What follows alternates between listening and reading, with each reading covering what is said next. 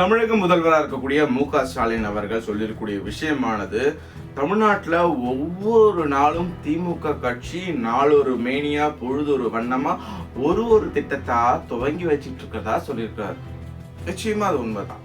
ஆனா அந்த திட்டமானது வெறும் திட்டமா இருக்கா, மக்களுக்கு பயனுள்ளதா இருக்குதா அப்படின்றத இந்த வீடியோல பார்க்கலாம். இந்த புதிய தமிழகத்தில் நடந்து கொண்டு இருக்கக்கூடிய திட்டங்களுக்கு நம்ம ரொம்பலாம் முன்னாடி போயிட்டு 2-3 வருஷம் அப்படி 4-5 வருஷம் அப்படிலாம் போவேன்னா, கடந்த ஒரு கொஞ்ச நாளைக்கு முன்னாடியே பார்த்தீங்கன்னா பல சம்பவங்கள் தமிழகத்தில் அரங்கேறிக்கிறது. அதுல ஒரு விஷயம்தான், கடந்த அக்டோபர் மாதம் திமுகவினுடைய தலைவர் ஸ்டாலின் அவர் வெற்றி பெற்றக்கூடிய தொகுதியான கொளத்தூர் அந்த பகுதியில அலங்கார மீன்கள் அதற்கான வணிக வளாகமானது கட்டப்பட்டது. அதனுடைய மதிப்பானது கிட்டத்தட்ட 50 கோடிக்கு மேல சொல்லப்படக்கூடிய சூழல்ல அந்த ஒரு அலங்கார மீன் வணிக வளாகமானது தற்பொழுது காற்று வாங்கக்கூடிய ஒரு சூழல் தான் இருக்கு.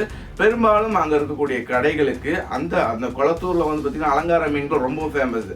அங்க இருக்கக்கூடிய கடையில் இருக்கக்கூடிய கடை வியாபாரிகள் யாருமே முன் வரல. என்ன காரணம்னா, அங்க பல பேர் சொந்தமாக கடை வச்சிருக்கிறாங்க, பல வருஷங்களா வச்சிட்டு இருக்காங்க. அதுபோக வாடகைக்கு அங்க வச்சிருக்கக்கூடிய நபர்களுக்கு குறைஞ்சபட்சமா ஒரு 10,000 ரூபாய் வாடகையானது அவங்க கொடுத்துருக்கக்கூடிய பட்சத்துல அந்த வணிக வளாகத்துல கடை வைக்கணும்னா 17,000 ரூபாய் வாடகையானது நிர்ணயிக்கப்பட்டிருக்குது.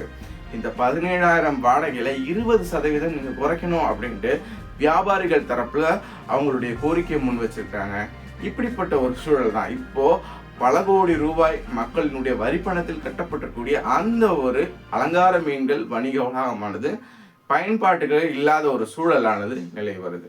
இதற்கு அடுத்த கட்டமா அவரினுடைய மகன், முதல்வரின் மகன் உதயநிதி ஸ்டாலின் அவர்கள் அம்பத்தூர் தொழிற்பேட்டை பகுதியில ஒரு புதிதாக்கப்பட்ட புறணமைக்கப்பட்ட ஒரு பேருந்து நிலையத்தை 11 கோடி ரூபாய் செலவு, அந்த ஒரு செலவுல திறந்து வைக்கிறாங்க. இது எப்படின்னா போன வருஷம் நவம்பர் மாசம் நடக்குது.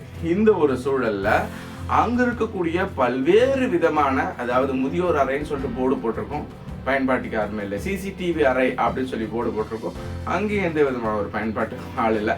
அது மட்டும் இல்லாமல் பார்த்தீங்கன்னா அங்க இருக்கக்கூடிய பல்வேறு கடைகளும் அதே போல பூட்டு போடப்பட்டிருக்குது அப்படின்னு சொல்லலாம். இதுக்கு அடுத்த கட்டமா தமிழகத்திலேயே, அதாவது மிகப்பெரிய பேருந்து நிலையம் கிளம்பாக்கம் பேருந்து நிலையம், அந்த ஒரு பேருந்து நிலையம் கட்டினாங்க 2 வருஷத்துக்கு முன்னாடி. அதனுடைய மதிப்பீடும் கிட்டத்தட்ட ஒரு 40 கோடி ரூபாய் சொன்னாங்க. ஆனா அதனுடைய நிலைப்பாடும் அப்படியே தான் இருக்கு. அதாவது அங்க இருக்கக்கூடிய பெரும்பாலான கடைகளுக்கு யாருமே வராத ஒரு சூழ்நிலையானது நிலவி வருது. அதே போல அங்க போக்குவரத்து துறை சார்ந்த அரசு ஊழியர்களுக்கான அலுவலகம் சேர்த்து கட்டப்பட்டது. ஆனா அந்த அலுவலர்கள் இன்னமும் மெரினா கடற்கரைக்கு ஆப்போசிட் இருக்கக்கூடிய எழிலகம், அந்த ஒரு பழைய கட்டிடத்தில் இருக்காங்க. இங்க இருக்கக்கூடிய அதிகாரிகள், அங்க இருக்கக்கூடிய அலுவலர்கள் அங்க கிளாம்பாக்கத்துக்கு இடமாற்றம் செய்யப்படாத ஒரு நிலை தான் நிலவி வருது.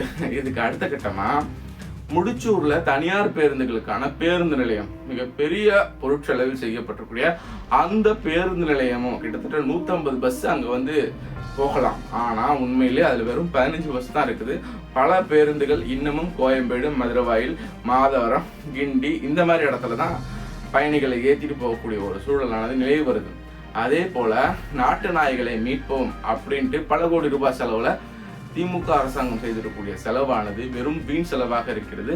அதையும் முழுசா பராமரிக்கிறதுக்கு ஆள் இல்லை அப்படின்ற மாதிரி சொல்றாங்க. அதே போல குடிநீர் திட்டம், ஸ்டாலின் அவர்கள் துவக்கி வைத்த குடிநீர் திட்டமும் பார்த்தீங்கன்னா பெருசா மக்கள் பயன்படுத்த முடியாத ஒரு சூழல் தான் நிலை வர்றதா உண்மையான ஒரு தகவலானது கிடைச்சிருக்குது. உங்க பகுதியில் இருக்கக்கூடிய பிரச்சனைகள், அதாவது நீங்க பார்க்கக்கூடிய விஷயங்கள் ஏதாவது சொல்லுங்க. அந்த ஆட்சியை முடியக்கூடிய தருவாயில பல இடங்கள்ல நியாய விலை கடைகளான திறக்கப்பட்டிருக்குது.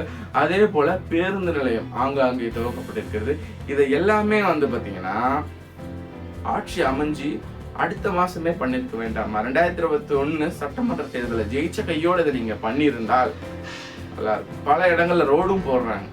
இப்படி பல்வேறு கேள்விகளுக்கு விடைகள் தெரியாமலேயே மக்களினுடைய வரிப்பணமானது வீணாகக்கூடிய ஒரு நிலைமையானது இருக்கிறதா சமூக ஆர்வலரும் பல்வேறு தரப்பினரும் குற்றச்சாட்டுகளை முன்வைக்கிறாங்க. இதெல்லாம் உண்மையா? வீடியோ பார்த்துருக்கூடிய உங்களுக்கு ஏதாவது தோணுச்சு அப்படின்னா மறக்காம கமெண்ட் செக்ஷன்ல கமெண்ட் பண்ணுங்க. இந்த மாதிரி பொலிட்டிக்கல் சார்ந்த வீடியோக்களை உடனுக்குடன் தெரிந்து கொள்ள என்னோட சேனலுக்கு சப்ஸ்கிரைப் பண்ணுங்க. நன்றி, வணக்கம்.